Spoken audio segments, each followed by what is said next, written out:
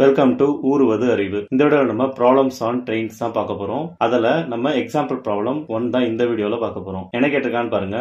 A train of 100 meter long. So ட்ரெயினோட length கொடுக்கறத நம்ம அப்படியே எழுதிக்கலாம். சொல்யூஷன் ட்ரெயினோட லென்த் பாத்தீங்கன்னா L is equal to 100 meters. So running at a speed of 30 km per hour. So speed கொடுத்துட்டாங்க. Speed S is equal to S ன்னு வச்சுக்கலாம் 30 km per hour. Find the time taken by it to pass a man standing near the railway line. So ஒரு train இருக்கு, ஒரு மனுஷன் நின்னுட்டு இருக்கான். இந்த ட்ரெயின் வந்து கம்ப்ளீட்டா அந்த மனுஷனை கிராஸ் பண்ணி முடிக்கிறதுக்கு எவ்வளவு டைம் எடுக்கும் அப்படின்னு கேக்குறாங்க. சோ ட்ரெயினுக்கு லென்த் இருக்கு, மனுஷனுக்கு லென்த் கிடையாது. சோ வந்து ட்ரெயினோட லென்த் தான் நம்ம டிஸ்டன்ஸா கன்சிடர் பண்ணிக்கணும். சோ பாத்தீங்கன்னா distance D is equal to 100 meters எடுத்துக்கலாம். இப்போ லென்த் பாத்தீங்கன்னா 100 மீட்டர், ஸ்பீட் பாத்தீங்கன்னா 30 km per hour. சோ யூனிட்டை வந்து நம்ம கன்வெர்ட் பண்ணாதான் கரெக்டான ஆன்சர் கிடைக்கும். சோ எந்த யூனிட்டை நம்ம கன்வெர்ட் பண்றதுக்கு முன்னாடி ஆன்சரை பாருங்க. ஆன்சர் வந்து செகண்ட்ஸ்ல இருந்துச்சுன்னா நீங்க ஸ்பீடை வந்து மீட்டர் per second கன்வெர்ட் பண்ணுங்க. ஆன்சர் வந்து ஹவர்ல கொடுத்திருந்தாங்கன்னா நீங்க லென்த் வந்து கிலோமீட்டர் கன்வெர்ட் பண்ணுங்க. சோ நம்ம ஆன்சர் வந்து செகண்ட்ஸ்ல கொடுத்திருக்காங்க. சோ அதனால வந்து ஸ்பீட் இஸ் ஈக்குவல் டு